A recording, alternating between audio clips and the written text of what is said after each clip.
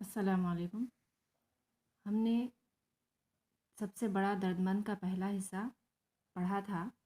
اس میں ایک بادشاہ جو بہت زیادہ انصاف پسند اور رعایا کی خدمت کرنے والا اور رعایا کا خیال رکھنے والا تھا، جب وہ بیمار ہو گیا تو تمام رعایا جو اس سے بہت زیادہ خوش تھی ان تمام نے اس کی صحت یابی کے لیے دعائیں کی، اور جب دوا ڈوری اس کے کام نہ آئی تو سب نے کیا کیا کہ دعاؤں کا سہارا لیا اور عبادت گاہوں میں دعاؤں میں مشغول ہو گئے تاکہ بادشاہ کو صحت مل جائے۔ اور بادشاہ نے کیا کیا، اپنی صحت یابی کے لیے قیدیوں کو رہا کیا تھا، ان گنت غلاموں کو آزادی دیا تھا، غریبوں محتاجوں اور بیواؤں میں کھانا اور کپڑا تقسیم کیا تھا۔ اور تمام چیزوں کے بعد بادشاہ جب صحت یاب ہو گیا تو دنیا سے اس کا دل بہت زیادہ اچاٹ ہو گیا۔ اچاٹ کے معنی ہے بیزار ہو جانا۔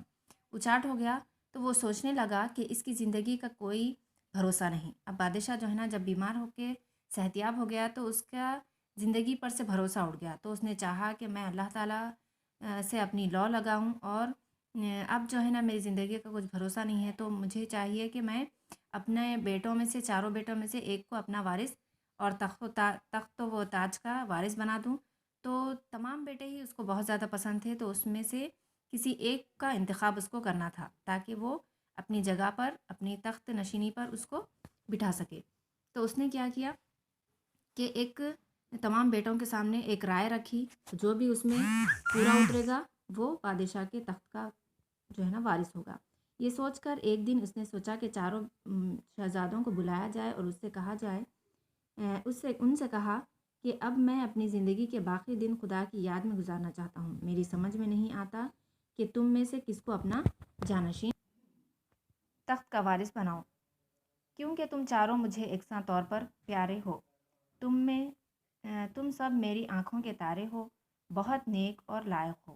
اس لیے میں نے ایک ترکیب سوچی، تم چاروں بھائیوں میں سے جو بھی سب سے بڑے دردمند انسان کو ڈھونڈ کر میرے سامنے لائے گا، یہ تخت و تاج اسی کو دے دوں گا، اور اس کام کے لیے میں تمہیں 1 سال کا وقت دیتا ہوں۔ بادشاہ کیا کرا کہ 1 سال کا وقت ہے تمہارے پاس، 1 سال میں کیا کرنا ہے کہ دنیا میں سب سے بڑا دردمند، یعنی بہت زیادہ دردمند جو انسان ہو اسے ڈھونڈ کر لاؤ اور میرے سامنے پیش کرو۔ جو دنیا میں سب سے زیادہ جو ہے نا دردمند انسان کو ڈھونڈ کر لائے گا، میں اسے اپنا تخت و تاج دے دوں گا۔ یہ شرط اس نے رکھی۔ تمام شہزادے، چاروں شہزادے جو ہے نا دردمند انسان کی تلاش میں نکل پڑے۔ بادشاہ کی بات سننے کے بعد شہزادوں نے سفر کی تیاری شروع کر دی، اور اگلے دن چاروں شہزادے 4 سمتوں میں سفر پر روانہ ہوئے۔ پہلا شہزادہ جنوب کی طرف گیا۔ یہ 3 ماہ بعد لوٹ آیا۔ اس کے ساتھ ایک سوداگر تھا۔ شہزادے نے سوداگر کو بادشاہ کی خدمت میں پیش کرتے ہوئے کہا، ابا حضور، یہ شخص ایک بڑا سوداگر ہے۔ اس نے خدا کی راہ میں اپنی ساری دولت خرچ کر دی ہے۔ اس نے نمازیوں کے لیے جا بجا مسجدیں تعمیر کروائیں اور مسافروں کے لیے ان گنت سرائیں بنوائی۔ یہ آدمی 5 وقت کی نماز پڑھتا ہے اور 7 مرتبہ حج بھی کر چکا ہے۔ اس سے بڑا دردمند آدمی شاید ہی کہیں ملے۔ بادشاہ نے کہا،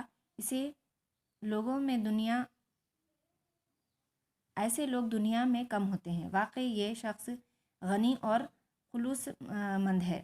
اس کو شاہی محل میں جو ہے نا لے گئے۔